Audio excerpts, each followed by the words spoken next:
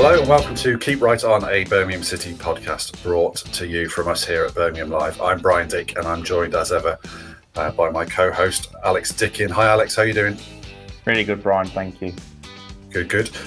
This is just going to be a very quick snap podcast in which Alex and I provide ourselves with plenty of rope for you all to hang us later in the season. We're going to be making some predictions about Birmingham City's 2024-25 campaign, and also a few League One predictions as well along the way.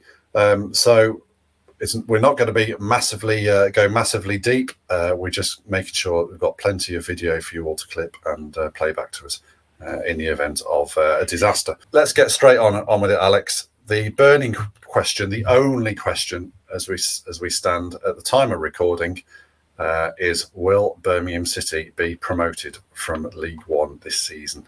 Yes, I think so. I'd be surprised if they weren't. Not to be like arrogant or say that they shouldn't be in this league, because when a team gets relegated, it's usually because they deserve to get relegated. But I just think the way Blues have recruited over the summer, the manager they've put in place, everything is geared towards promotion. Everything is geared towards, let's be honest, competing in the Championship as soon as this team is promoted. So the players and the manager need to do their part of the bargain and get the team up.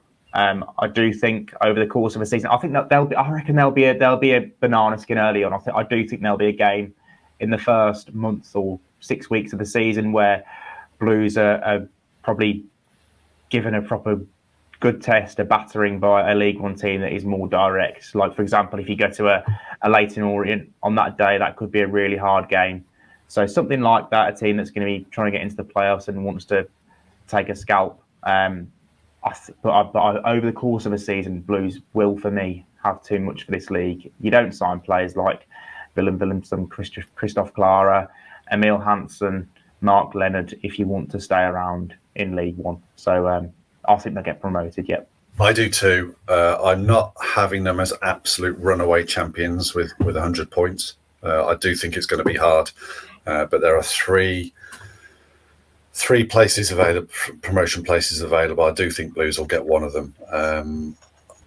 Hopefully not through the playoffs. Hopefully automatically. Although the best way to go up is at Wembley, isn't it, in the playoffs? But I don't think we particularly want to be playing that lottery at that point of the season. I look, as you did, Alex, at just the sheer financial muscle. Now that doesn't solve everything. Blues have had a good budget in a Championship, and they've barely been able to scrape themselves out the bottom six for the the entirety of that time. So money, if league tables were built on money, then Blues wouldn't be in League One. But you just look at the quality that guys like Willemsen and Hansen and Alfie May. I mean, they've gone out and they've taken the league's leading goal scorer. They've gone out and they've recruited a goalkeeper who was virtually in the Championship playoffs last season. They recruited a goalkeeper who's played Premier League football. It just feels like it just feels impossible to argue against the weight of the investment, doesn't it? So I would say yes. I think all the bookmakers pretty much have Blues odds on to go up. So I mean, what can either of us realistically sit here and say, no, I don't think Blues are going to go up this season? I just don't think we can, because it wouldn't be cognizant of the qualities and the recruitment and the preparation that's being done. So no. Yeah, there we go. That's the clip for everybody to go at now. Yeah, I mean, we say we're not convinced Blues will be runaway leaders and get 100 points. But to be fair, over the last couple of seasons, that is kind of what it's taken to win the league. 97 Portsmouth did it with last year. To be fair, 92 got Derby promoted in second. Year before that, when Plymouth won the league with over 100 points, and you had Ipswich second on 98 and Sheffield Wednesday third on 96. That was ridiculous. Hopefully we don't see another like that. But there are some very strong contenders in this League One. I think this could be one of the strongest League Ones ever. And a lot of experienced managers have said that as well. So it might take 100 points to win the league. It potentially really could. So moving on to our next prediction, then, if we both think Blues are going up, who are the other two that are going up with them? Shall I do this one? You went first last time. Rotherham for me. Steve Evans knows the division, a very canny operator. They've got their signings done early. They have an identity, or they know what their identity is. They know who they want to be and what they're trying to achieve on a football pitch. I think they'll be quite a powerful force. There will be a powerful force. I really do think. I think they'll be very, very, very difficult to play at home, and they will ask a lot of questions of people when they go away. They'll be organised. They'll be physically powerful, and yeah, they'll be a real handful for me. The other one, I've been torn between Bolton and Wigan. Bolton is just sort of, you look at the odds and you say, well, Bolton are down as third favourites, and they were close last season. So, just go for Bolton. I'm going to go for Wigan because I think some of the recruitment has been good, and I like Sean Maloney. I think he's, I know it's probably sacrilege to say that about, given his footballing past, but I think he's a good manager. So I think Wigan will be competitive this season. And I don't think it will be his case, as I said earlier, just picking the top three in the odds and going those three will go up. I think there will be a surprise package. So yeah, Blues, Rotherham, and Wigan for me. I've gone Rotherham as well. Rotherham, the other automatic team with Blues, and then I've gone Charlton for just the reason that Nathan Jones, although he's had the Southampton thing was a bit of a disaster, wasn't it? Let's be honest. I wish I'd said Charlton though. But he's gone to Charlton and kind of stabilised them a little bit last season, and they've gone down a kind of typical Nathan Jones route this summer by signing some players that he knows, but also some players that can fit in, that are physically really, really, really good, and you can tell they're going to be a direct, aggressive team this season, potentially play 3-5-2 and give teams a real go. So they look strong to me, and him as a manager, I don't think there are going to be many more impressive CVs in League One than his, given what he did at Luton Town. Yeah, he has the formula, doesn't he, to build a sort of promotion-winning team. Yeah, that is a good show. It's actually probably better than my claim for Wigan, but yeah, good one. How many goals will Alfie May score, Alex, this season? I think he'll score more than Charlton's attackers will. I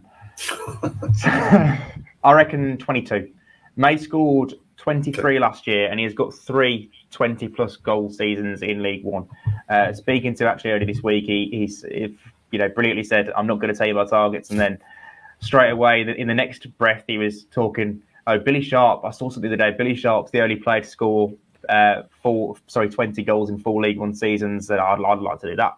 And obviously, he also said he wants to win the Golden Boot, so we can safely presume his target is over 20 goals.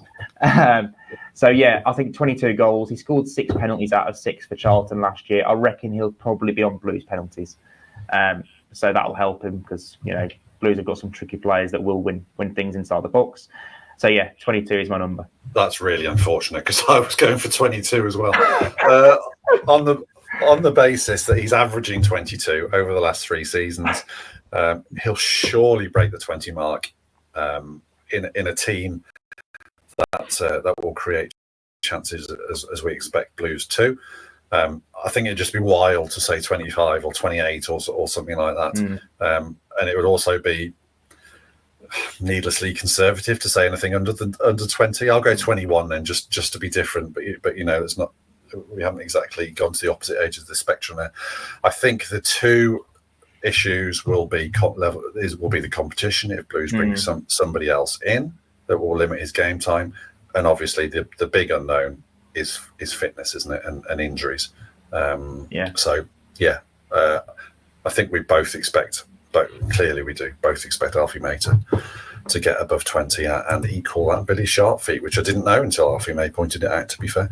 Who will contribute the most assists? I'm going to say Emil Hansen, which is a bit of a risk, I think, because I think Dembele might eat into his game time and potentially even start. But I found this quite a difficult one to pick. I'm wondering if Miyoshi is there. I think we're expecting a bit of interest in Miyoshi. Williamson, I think her assists are more difficult to come by from the central positions, aren't they, than they are from out wide. I think a lot of Alfie May's goals will come from balls in from the wings. And on that basis, if we're not sure about Miyoshi and not picking a central player, and we're therefore, picking between Dembele and Hansen, maybe. Dembele doesn't pass very often. He likes to get his own shots off, doesn't he? So I'm going to go Hansen. I'm going to go Willemsen because we mentioned his ability to run in behind. He's a very different number 10. And like you say, though, the assists don't often come from a number 10 position. They do come from out wide. But Willemsen does like to run over to that left channel. And I saw a couple of times against Walsall that he's kind of lifting balls in towards May that were cut out. So I think there's potential for him to get a lot of assists. I think he'll actually play the position not dissimilar. I'm going to throw out a name here. Not dissimilar to the way Mesut Ozil used to play it, in that he has got the ability to run beyond and has got the ability to find those kind of cutbacks. So yeah, I'm going to go Willemsen as my top assist maker. That's probably the most difficult thing to predict, I reckon. Double figures, I'd say 10 to 12. Yeah, same. Who will be Blues' best new signings? So we've had 8. I'm not going to list them all just for the sake of it, but we've had a couple of goalkeepers as in that 8. So yeah, you go first on this one.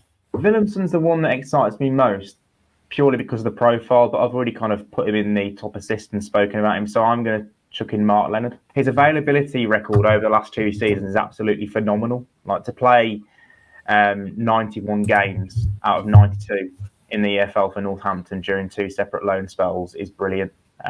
He started every single game for them last season. He was the outfield player that played the most minutes in League One. So he excites me. His numbers excite me. The way he moves the ball forward in what I've seen of him excites me. And if Jordan James is to leave, I think Mark Leonard is going to be the guy who plays next to Sung Ho Peck. So, Mark Leonard is a really exciting sign for me, and I'm actually looking forward to seeing him in that midfield. So you've mentioned the players that are on my shortlist: Leonard, Willemsen, and Cochrane. I really like what I've seen of Alex Cochrane, I have to say. He's assiduous with his defensive work, and he's also very, very keen to get forward. And it would not surprise me at all to see him rack up 6 or 7 assists. I am going to go for Willemsen, though, because, as I said in the previous pod, I'm developing a little bit of a crush on Thor. I like interviewing people who are a similar height, and it doesn't feel nobody. I've been looking for an interview pal since Zigic went. Not that Zigic ever gave interviews. I like the left foot. I combined with the size. I like the skill set, the running beyond, the fact he's quite a forceful voice on the pitch as well. So yeah, he's sort of caught my eye, and I'm really excited to see what he'll produce at that level. Give us a bold take. If you've done no preparation for this, Alex, then you might find this hard. But give us a bold take, or a hot take, or a bold bet, or something like that. Do you want me to buy you some time and No, Brian. Go with mine. This is the only question I'm coming in prepared for. Oh wow. Okay. Yeah. So I've given this a little bit of thought. I do think like I said before, I reckon there'll be banana skins. I reckon there'll be a few away games where Blues will be caught cold, and I reckon they will potentially lose a few games on the road. But at St Andrews, with 18,000 plus season tickets and God knows how many people turning up just on the day or whatever, you're talking attendances could be like 25,000, and I reckon those people are going to go home happy a lot of the time. So I genuinely think there is potential for Blues to avoid defeat at home in the league. I remember, I think it was Leeds who went on, when they were in League One, went on a ridiculous run, I think of about 13 months where they didn't lose a home game in the league. So I think Blues have got the potential, if they can cope with the frustration of having low blocks against them all the time at St Andrews, I think they've got the potential to go unbeaten and win the vast majority of their games at home. Ladies and gentlemen, Birmingham City 0, Reading 1. It's going to happen now. First game of the season.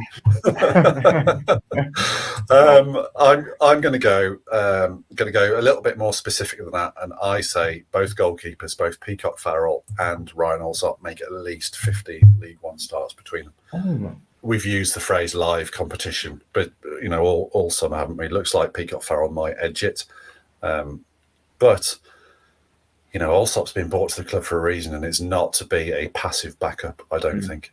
I think that competition is going to be running throughout the whole season. I don't think Peacock, if it is Peacock Farrell, I don't think he's going to be massively ahead. I think that's going to be a question that Mike Taylor and Chris Davis are going to be asking themselves quite a lot this season. Do you think we could ever see a kind of a tactical goalkeeping change made in mid-game? It'd be real, but not for a penalty, other than a penalty shootout. Yeah, just because I remember, I think a couple of years ago, or maybe a year ago, when Arsenal were looking to sign David Raya, I think Arteta said that the goalkeeping positions changed to such an extent now you could actually see a change being made in game if it suited the game. And I was just kind of putting it out there. Do you reckon?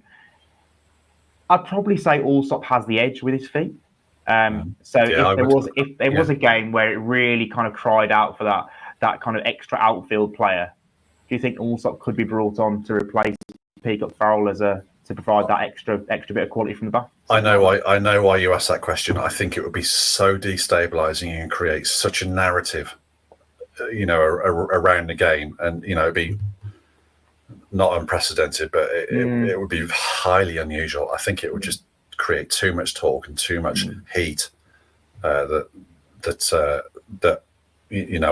don't think an in-game substitution like that wouldn't surprise me at all if Peacock Farrell, has a mysterious calf injury that no one saw in the game, and Allsop starts a few games, or as I said, I think it's going to be a really tight competition. How far will Blues go in the Bristol Street Motors Trophy?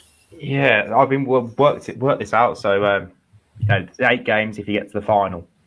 3 group games, which Blues have got. Is it Fulham 21s, Walsall and Shrewsbury? Is that correct? I think it is. I'll have to check. It's definitely Walsall and Shrewsbury. I think it's Fulham 21 as well. So if I think they'll get through that group. I think they'll have enough, even if it's. Let's be honest, Chris Davis is going to play a weakened team in the Bristol Street Motors. It's not going to be the league team that plays on a Saturday that's going to play on the Tuesday or Wednesday in the Bristol Street Motors Trophy. But look at the depth. You're going to have people like Ramel Donovan, potentially George Hall, potentially Tyler Roberts, potentially Sariki Dembele, coming in for this game. Christoph Clara coming in for this game. You're going to have a lot of quality players in reserve who need minutes. So Blues will go deep into that competition, and that's kind of the message Chris Davis has been giving off, isn't it? Because he keeps talking about 60 games. If he's talking about 60 plus games, he clearly intends to go very deep into that competition. Which I haven't answered the question, but I'm going to say they're going to get to the final. Okay, I'm going to say semi-finals. Okay. But for all those reasons, I think they'll go deep. Absolutely. Yeah. And you were right. It's Fulham. Right. That wraps it up for us. Just a snap podcast today. So hopefully you've enjoyed some of our takes. Feel free to leave yours. Give us your predictions in the comment section on YouTube. Thank you everybody for listening once again. We really do appreciate it. Alice, good luck for the season. This is the year, isn't it? This is the year where it turns and one of us gets to enjoy a good season. Absolutely. Brilliant. Okay, thanks everybody. Keep right on from both of us.